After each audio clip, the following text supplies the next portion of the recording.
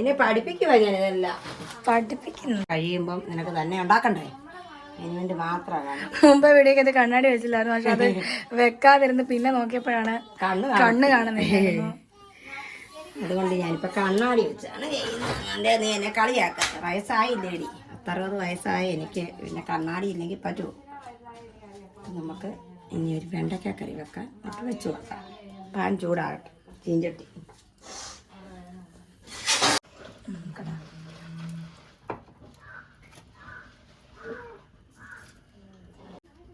നമുക്ക് എണ്ണ അങ്ങോട്ട് ഒഴിച്ചു കൊടുക്കാം. വെണ്ടയ്ക്ക പപ്പാസ് വെക്കാനായിട്ടോ അരുതി.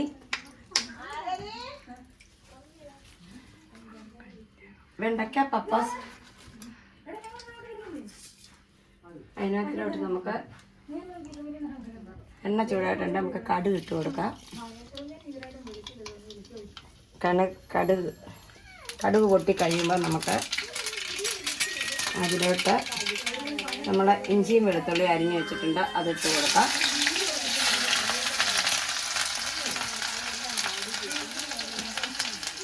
സവോള ഉള്ളി അങ്ങോട്ട് ഇടണം. പച്ചമുളക് കീറിയതും ഇട്ട് കൊടുക്കാം. നല്ല രസമുണ്ട്.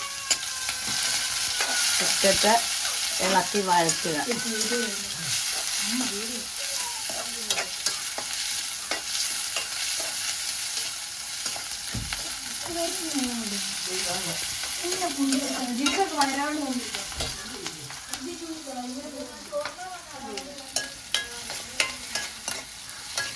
ചോറ് കൊടുക്കും.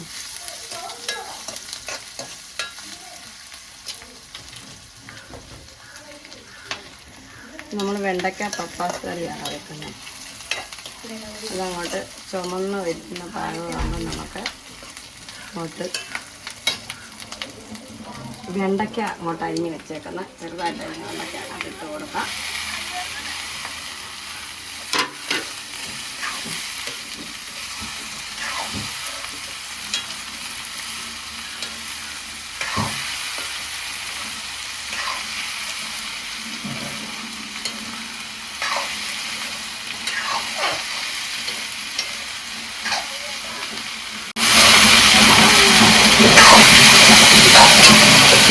ശകലം ഉപ്പുപൊടി അങ്ങോട്ട് ഇട്ട് കൊടുക്കുകയാണെങ്കിൽ ഇത് നല്ല ഇതിൻ്റെ കിളികളൊക്കെ എല്ലാം മാറി നല്ലതായിട്ട് വരും.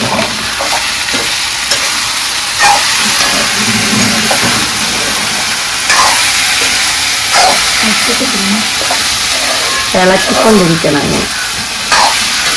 ഇനി എടുത്താലും കരിയാപ്പില അങ്ങോട്ട് ഇട്ട് കൊടുക്കാം. ആരും കരിയാപ്പില വെക്കണോ?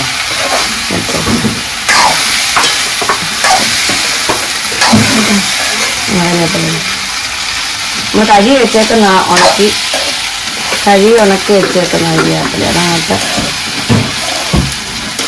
ഇട്ടങ്ങോട്ട് കൊടുക്കാം. ഇങ്ങനെ ഇട്ടുകൊണ്ട് നിൽക്കുന്നത് ഇതിൻ്റെ ആ ഒരു പസപ്പുണ്ട്, അത് മാറുന്നവരെ പണിയാണോ? ചോറുന്നുണ്ടാണോ? ഇവിടെ എല്ലാം കപ്പയുണ്ട്. എല്ലാം കപ്പയുണ്ട്.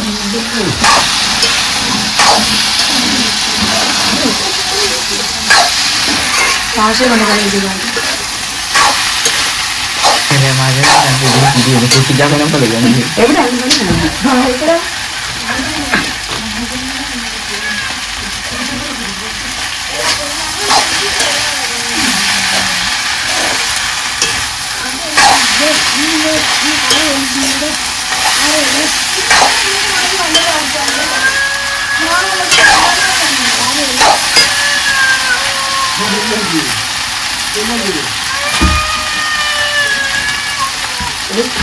എവിടെ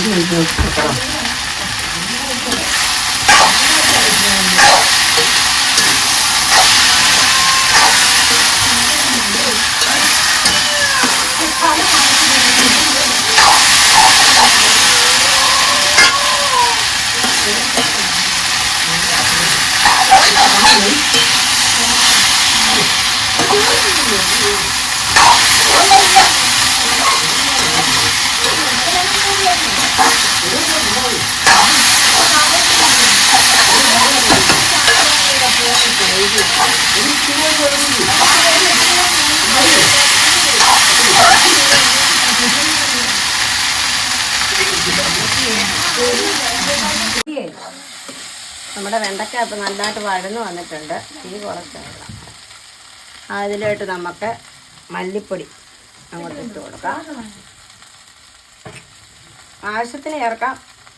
അവന് എത്ര വെണ്ടയ്ക്ക ഉണ്ടോ അതിൻ്റെ ആവശ്യത്തിന് മല്ലിപ്പൊടി അങ്ങോട്ട് ചേർത്ത് കൊടുത്തിട്ട് നല്ലതായിട്ട് ഇളക്കി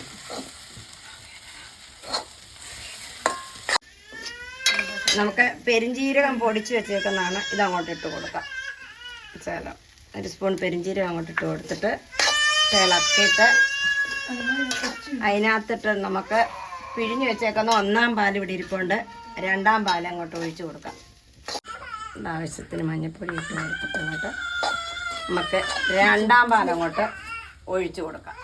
2-ാം പാലിനകത്ത് കിടന്ന് ഇത് വേണം.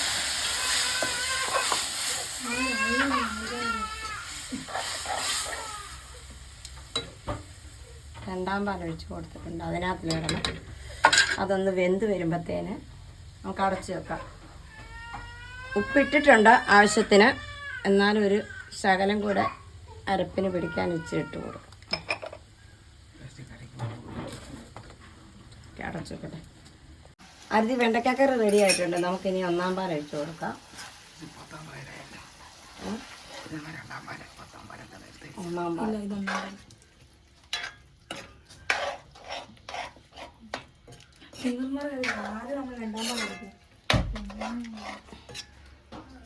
നമ്മൾ 2-ാം പാലിനകത്ത് വേവിച്ചിട്ടാണ് 1-ാം പാൽ വെച്ചിരിക്കുന്നത്. 1-ാം പാലൊഴിച്ച് തിളയ്ക്കാൻ വെക്കല്ലേ. ചൂടാകുകയാകാവൂ. പാല് ഇങ്ങനെ പിരിഞ്ഞു പോകും. തേങ്ങാപ്പാലാന്ന് എന്ന് പറഞ്ഞാൽ. അങ്ങനെ നമ്മുടെ കറി ഇവിടെ റെഡി ആയിട്ടുണ്ട്. അപ്പോൾ എത്രയേ ഉള്ളൂ.